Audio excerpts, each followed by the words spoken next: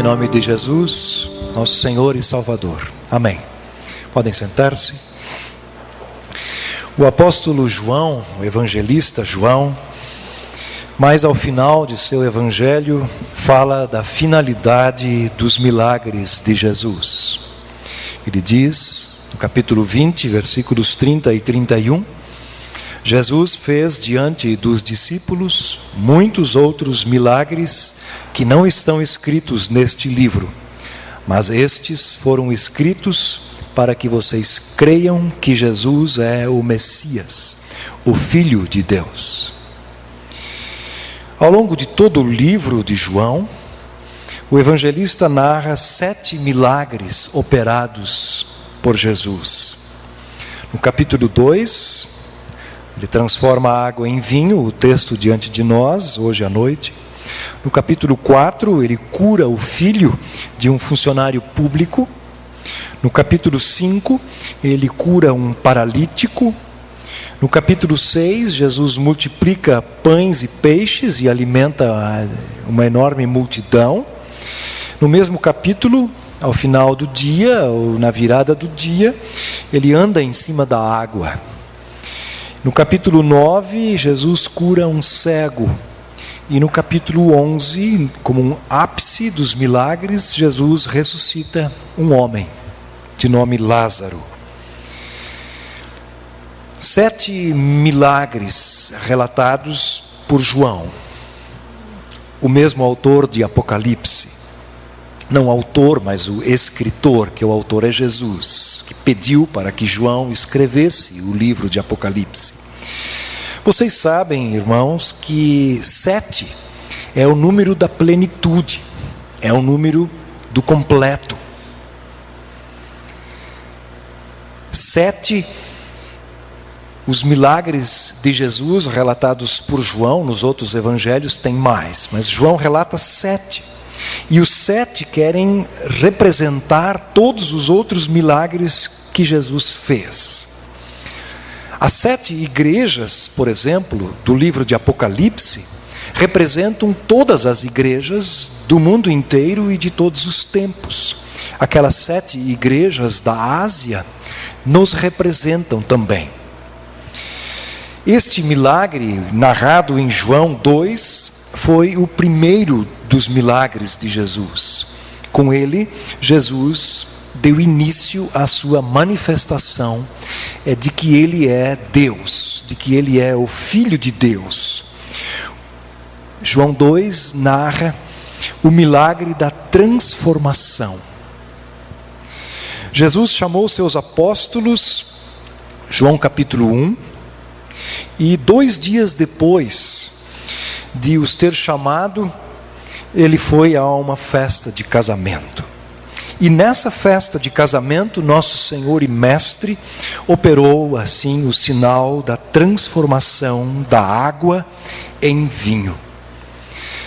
Transformar é um dos verbos mais importantes de todo o Novo Testamento, tanto dos evangelhos como das cartas. Transformar, mudar a forma, dar outra forma. Eu vou dizer algumas coisas sobre esse maravilhoso relato e depois quero concluir falando algumas coisas mais práticas para o nosso dia a dia nesse início de ano. Primeiro, sobre o casamento ou sobre a festa de casamento. As festas de casamento daquele lugar e daquela época duravam uma semana, iam de segunda a segunda. Uma semana inteira de festa, de festança, de alegria. Familiares e amigos eram convidados e se reuniam para a festa de uma semana. E não havia cerimônia de casamento. As cerimônias de casamento, como nós as temos no Ocidente, são uma criação europeia. Estão ligadas ao comércio, à venda, ao lucro, enfim.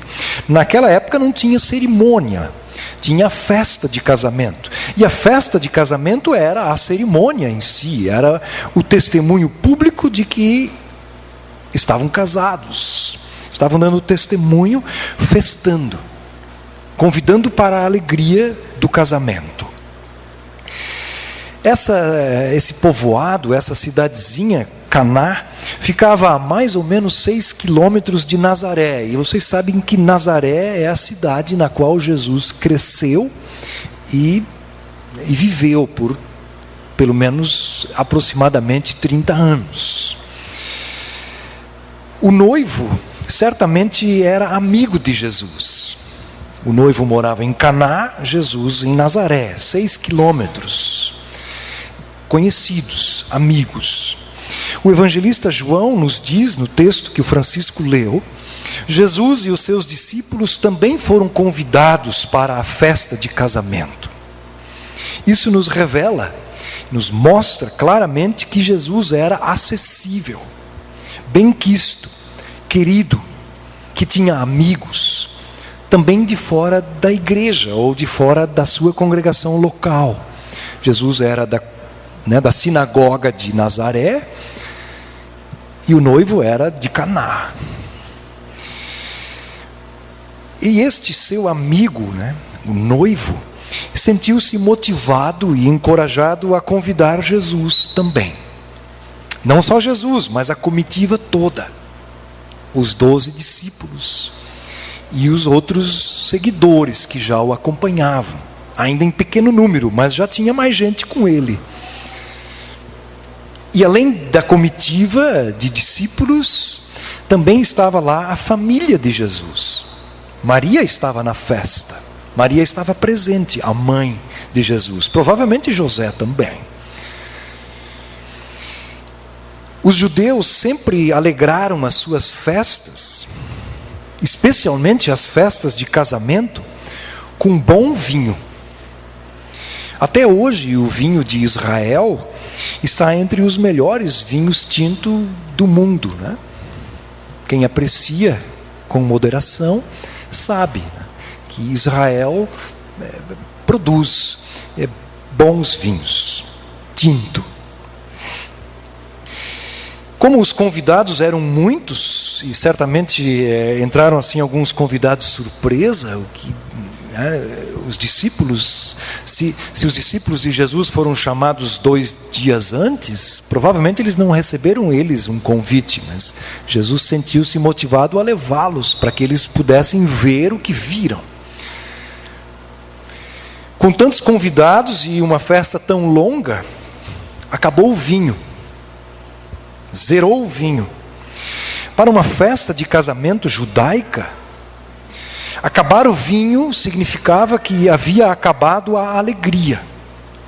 Na Bíblia, em toda a Bíblia, no Antigo Testamento especialmente, e também no Novo Testamento, o vinho é uma figura de alegria.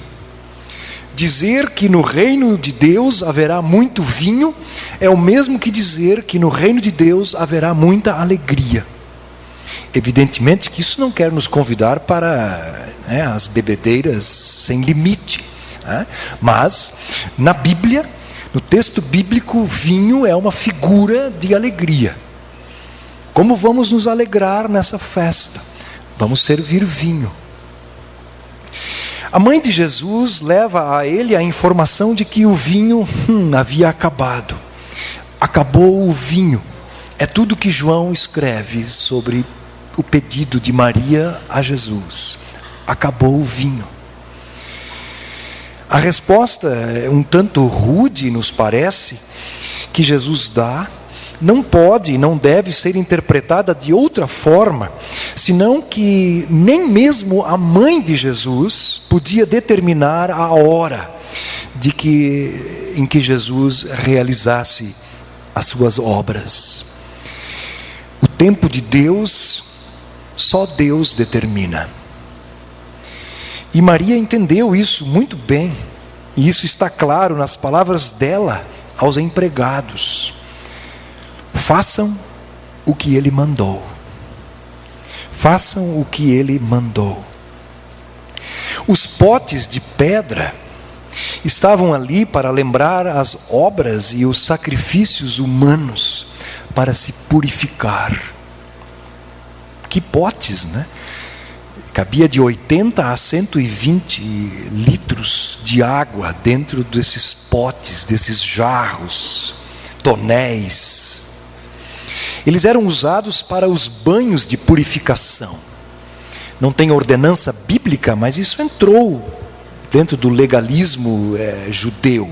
Isso passou a fazer parte das cerimônias religiosas dos judeus. Como vamos nos purificar? Vamos nos banhar ritualisticamente. Assim também o batismo de João Batista também não tinha uma ordem divina, mas passou a fazer parte para a purificação, para o perdão, para o arrependimento, enfim. Esses potes ou esses jarros, sei lá, eles estavam lá para lembrar a lei. Eles não foram retirados porque Deus quis que eles ficassem lá para lembrar aquele povo e a nós hoje da lei. E até onde a lei pode ir. O que a lei pode fazer conosco. Eles eram duros de pedra. Pesados. Assim como é pesada a lei. E dura. Lex sed lex, em bom latim. A lei é sempre dura. E esses potes estavam lá para mostrar a dureza e a frieza da lei. E eram 6. Se 7 é o número da plenitude, do completo, 6 é o número do incompleto. 7 é o número de Deus, 3 com a natureza, com a criação, 4 norte, sul, leste, oeste, ou água, terra, ar e fogo, os elementos naturais. 6 tem alguma coisa faltando, é incompleto. Eram 6 os potes de pedra cheios de água. A lei não pode purificar ninguém, ao menos por completo. E para Deus, um pouco sujo é completamente sujo. A lei lava, mas não limpa. Limpar por completo é o que Jesus faz. Só o Evangelho purifica. Só o Evangelho alivia. Só o Evangelho é uma boa notícia. E Jesus ordenou que aqueles 6 potes de pedra gélidos fossem enchidos de água. Encham os potes de água. E Jesus transformou em vinho toda aquela água. Saiu a lei, entrou o Evangelho. Saiu o velho, chegou o novo. E o vinho foi distribuído e dado a todos. E o Evangelho também é para ser distribuído e dado a todos. O vinho alegra. O Evangelho alegra ainda mais. E João conclui dizendo que Jesus fez assim ali em Caná, este seu primeiro milagre. E com ele, Jesus revelou que era mais do que aquele jovem criado na vizinha cidade de Nazaré. Com esse milagre, Jesus passou a mostrar que não era apenas o filho de Maria e do carpinteiro José. Jesus revelou que era Deus. Verdadeiro Deus, conforme confessamos no credo.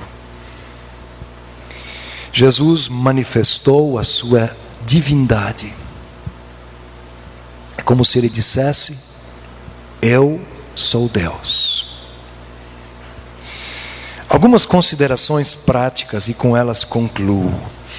Primeira, Jesus é o único que pode transformar verdadeiramente as coisas. Ou você já viu alguém mais transformar água em vinho? Assim Jesus transforma tudo. Não há nada e nem ninguém que não possa ser transformado por Jesus. Transformar é mudar a forma. Estamos ainda bem no começo do ano. Por isso, olhe para Jesus. Eu convido você para que olhe para Jesus e o veja como o único Senhor e Mestre capaz de transformar para melhor as coisas. A vida da sua família, a vida do seu cônjuge, a sua própria vida, os seus pensamentos, as suas prioridades. Jesus é o único que verdadeiramente pode transformar a tristeza em alegria, o mal em bem. Devemos pensar assim também na nossa igreja. Será que a nossa igreja não precisa também ser transformada por Jesus? Será que a nossa igreja não precisa passar por uma transformação, mudar a sua forma de ver as coisas, de ver as pessoas? Será que a nossa devoção a Deus não precisa passar pela transformação de Jesus? Será que a nossa adoração não carece da urgente transformação de Jesus? Será que a nossa igreja tem o jeito de Jesus? Ou ela parece mais uma empresa, um clube de entretenimento? Nós só saberemos a resposta a essas perguntas se de fato soubermos qual é verdadeiramente o jeito de Jesus. E para isso temos que verificar o Evangelho, o Novo Testamento. Lá está o jeito de Jesus. Jesus quer transformar, na sua hora, as coisas ruins em boas, as intrigas do passado em harmonia, os desentendimentos em paz. A segunda consideração que faço: é preciso convidar Jesus para que venha e opere os milagres da transformação. Jesus foi convidado para a festa. E Jesus quer transformar as coisas na nossa vida. Não água em vinho, pois há água nas torneiras e vinho nos mercados. Mas Ele quer transformar o orgulho em humildade, o que é feio em bonito, o que é desagradável em prazeroso, agradável. Convide Jesus. Vamos convidar Jesus. Ele é o convidado imprescindível. Ele é acessível e aceita o convite. Jesus já tinha começado seu ministério, a sua jornada pública, com os seus discípulos chamados, e ainda assim ele aceitou o convite de uma família pobre, que nem vinho suficiente para a festa tinha, e foi à festa. Às vezes pensamos num Jesus muito espiritualizado, muito distante do real, muito triste, muito enrugado, muito longe, muito imaterial. Nesse episódio todo, vemos um Jesus que se envolve com a vida cotidiana de uma família. Ele se envolve com um momento festivo de amigos. Assim ele também se envolve com a nossa vida. A grande transformação Ele já fez em cada um de nós. Falo a transformados. Ele nos transformou a partir da água do batismo. Nos transformou de perdidos em achados. Nos transformou de condenados em absolvidos. Nos transformou de culpados em inocentes. Nos transformou de rebeldes em filhos. E semana passada o Tiago pregou em herdeiros. Filhos são herdeiros naturais. Ele nos transformou de inimigos em amigos. Romanos capítulo 5. Ele nos transformou de impuros em purificados. Irmãos e amigos, ao longo desse novo ano, nosso Senhor e Mestre, nosso Salvador e amigo, quer, através da sua palavra, transformar mais e mais a nossa vida, e Ele quer, com o nosso testemunho, transformar a vida de outras pessoas. Pois pela fé, nós recebemos o gracioso convite para participarmos da festa de casamento não em Caná, mas no céu. E lá todos estaremos transformados de vez. Terá tudo de ruim ficado para trás. Seremos herdeiros da vida eterna. E habitaremos para sempre. E tudo vai começar com uma festa. A festa da família. A festa de casamento. A festa do povo redimido de Deus. A festa dos salvos. Todos estaremos muito alegres. Não haverá mais tristeza. Todos estaremos radiantes de alegria. Mas ninguém estará mais feliz do que o noivo. Amém.